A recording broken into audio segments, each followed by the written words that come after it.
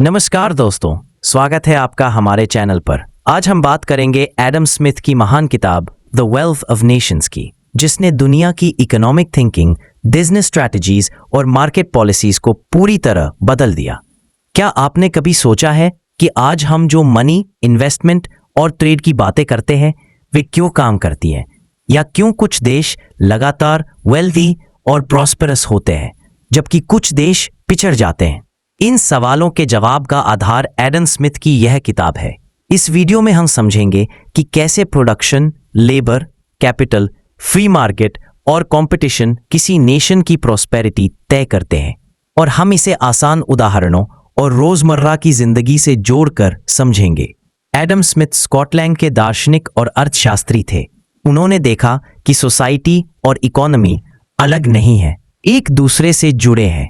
उनका मानना था कि लोग अपने पर्सनल इंटरेस्ट के लिए काम करते हैं, लेकिन अनजाने में समाज के लिए भी अच्छा करते हैं।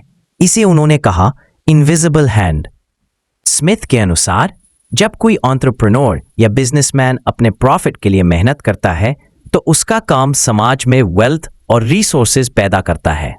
उदाहरण के लिए, अगर किसी ने शहर में एक छोटा बेकरी बिजनेस शुरू किया तो न सिर्फ वह अपना इनकम बढ़ाता है, बल्कि लोगों को रोज ब्रेड और केक मिलता है, दुकानों में एम्प्लॉयमेंट बढ़ता है और पूरे मार्केट में बिजनेस ग्रोथ होता है। एडम स्मिथ ने डिवीजन ऑफ लेबर पर जोर दिया। उन्होंने बताया कि अगर एक व्यक्ति हर पेन खुद बनाता है तो प्रोडक्शन कम होगा, लेकिन अगर काम को हिस्सों में बांट दिया जाए और अलग अलग लीग अलग प्रक्रिया करे तो प्रोडक्शन एफिशिएंसी कई गुना बढ़ जाती है। यह आज भी इंडस्ट्री और मैन्युफैक्चरिंग में लागू होता है। साथ ही उन्होंने यह भी कहा कि एजुकेशन और स्किल डेवलपमेंट से लेबर प्रोडक्टिविटी बढ़ती है। स्किल्ड लेबर और नॉलेज बेस्ड वर्कफोर्स किसी भी इंडस्ट्री की सफलता का एडम स्मिथ ने स्पष्ट किया कि किसी देश की वेल्थ सिर्फ मनी और गोल्ड में नहीं है। असली वेल्थ वह है जो देश प्रोड्यूस कर सकता है। प्रोडक्शन में लेबर, कैपिटल, टेक्नोलॉजी और इंडस्ट्री शामिल होते हैं। मान लीजिए दो देश हैं। पहला देश सिर्फ सोना खनन करता है, लेकिन उसके पास स्किल्ड लेबर, इंडस्ट्री और इंफ्रास्ट्रक्चर नहीं है। दूसरा देश कम सोना खनन करता है, लेकिन उसके पास फैक्ट्रीज, स्किल्ड वर्कर्स और एफिशिएंट ट्रेड है। स्पष्ट है कि दूसरा देश अधिक वेल्थ और प्रॉस्पेरिटी बनाएगा। उन्होंने कहा कि इन्वेस्टमेंट देश की ग्रोथ का मुख्य स्रोत है। अगर कैपिटल इन्वेस्टमेंट सही तरीके से हो तो प्रोडक्शन बढ़ता है और प्रॉफिट बढ़ता है। इससे समाज में इनकम और स्टैंडर्ड ऑफ लिविंग बेहतर होता है। एडम स्मिथ ने यह भी बताया कि गवर्नमेंट का काम केवल लॉ, ऑर्डर और इंफ्रास्ट्रक्चर सुनिश्चित करना है। प्रोडक्शन और ट्रेड में हस्तक्षेप नहीं करना चाहिए। यह विचार आज की इकोनॉमिक पॉलिसी और फ्री मार्केट प्रिंसिपल्स का आधार है। एडम स्मिथ ने मार्केट और कंपटीशन की शक्ति को समझाया। उन्होंने कहा कि अगर एंटरप्रेन्योर्स और ट्रेडर्स स्वतंत्र रूप से प्रोडक्ट्स बेच सकते हैं तो कंपटीशन अपने आप बढ़ती है।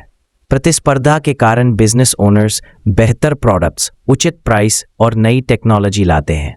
उदाहरण के लिए, अगर आपके शहर में 2 ग्रोसरी स्टोर्स हैं तो दोनों अपनी क्वालिटी और प्राइस में सुधार करेंगे ताकि कस्टमर्स उनकी दुकान पर आए। यही फ्री मार्केट का लाभ है।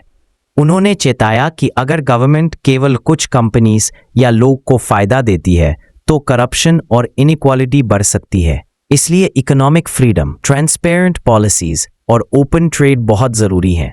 एडम स्मिथ ने सेल्फ इंटरेस्ट और कलेक्टिव गुड का महत्व भी बताया। उनका मानना था कि यदि हर व्यक्ति अपने पर्सनल प्रॉफिट के लिए काम करता है तो वह अनजाने में सोसाइटी के लिए भी अच्छा करता है। इसे उन्होंने कहा इनविजिबल हैंड। एडम स्मिथ ने अंतर्राष्ट्रीय व्यापार के महत्व को भी बताया। उन्होंने कहा कि देश अपनी कंपैरेटिव एडवांटेज के अनुसार प्रोडक्शन करें और जो चीज़ दूसरों से सस्ती मिलती है उसे इंपोर्ट करें। इस तरह देश ज़्यादा एफिशिएंट प्रोडक्शन कर सकता है और जनता को अफोर्डेबल गुड्स मिलते हैं। उदाहरण के लिए, अगर भारत में सॉफ्टवेयर डेवलपमेंट सस्ता है और अमेरिका में इलेक्ट्रॉनिक्स प्रोडक्शन सस्ता है तो दोनों देश अपने कंपैरेटिव एडवांटेज के अनुसार ट्रेड करेंगे। ट्रेड से देश के कैपिटल और फाइनेंस में वृद्धि होती है। अगर देश एफिशिएंटली ट्रेड करता है और स्किल्ड लेबर और इंडस्ट्री पर इन्वेस्टमेंट करता है तो वह ग्लोबल मार्केट में कम्पिटिटिव बन सकता है। एडम स्मिथ ने यह भी कहा कि एक्सपोर्ट और इंपोर्ट केवल वेल्थ बढ़ाने के लिए नहीं, बल्कि स्किल डेवलपमेंट, इनोवेशन और टेक्नोलॉजी ट्रांसफर के लिए भी जरूरी है। ग्लोबल ट्रेड से इनोवेशन और नॉलेज शेयरिंग भी बढ़ती है। एडम स्मिथ ने कहा कि लेबर किसी भी इकोनॉमी का सबसे बड़ा एसेट है। स्किल्ड लेबर और कैपिटल का सही उपयोग प्रोडक्शन को बढ़ाता है और प्रॉफिट बढ़ता है। उदाहरण के लिए, अगर किसी फैक्ट्री में स्किल्ड वर्कर्स हैं और मशीनरी सही तरीके से काम कर रही है, तो प्रोडक्शन एफिशिएंसी बढ़ती है और प्रोडक्ट सस्ते में मिलते हैं। इससे मार्केट ग्रोथ और सोसाइटी दोनों को फायदा होता है। उन्होंने कैपिटल और इन्वेस्टमेंट पर जोर दिया। इन्वेस्टमेंट इन इंडस्ट्री और इंफ्रास्ट्रक्चर से प्रोडक्शन कॉस्ट कम होती है और प्रॉफिट मार्जिन बढ़ता है। यही कारण है कि किसी देश की इकोनॉमी स्टेबल और प्रॉस्पेरस बनती है। साथ ही उन्होंने एंटरप्रेन्योरशिप और इनोवेशन की भूमिका भी समझाई। बिजनेस आइडियाज और इन्वेस्टमेंट अपॉर्चुनिटीज के बिना इंडस्ट्री ग्रोथ संभव नहीं है। इसलिए एंटरप्रेन्योर्स, स्टार्टअप्स और इनोवेटिव बिजनेसेस आज की इकोनॉमी का अहम हिस्सा है। एडम स्मिथ ने यह भी बताया कि लेबर स्पेशलाइजेशन से प्रोडक्टिविटी और एफिशिएंसी बढ़ती है। जब स्किल्ड लेबर और कैपिटल सही तरीके से कंबाइन होता है तो प्रोडक्शन बढ़ता है और सोसाइटी को वेल्थ मिलती है।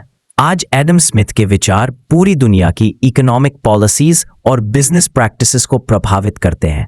उन्होंने बताया कि प्रोडक्शन, ट्रेड और कंपटीशन से ही सोसाइटी में प्रॉस्पेरिटी आती है।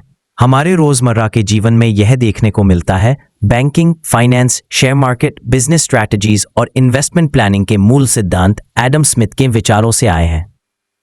उन्होंने यह भी समझाया कि गवर्नमेंट का काम केवल मार्केट को सही दिशा देना है, प्रोडक्शन और ट्रेड में हस्तक्षेप नहीं करना।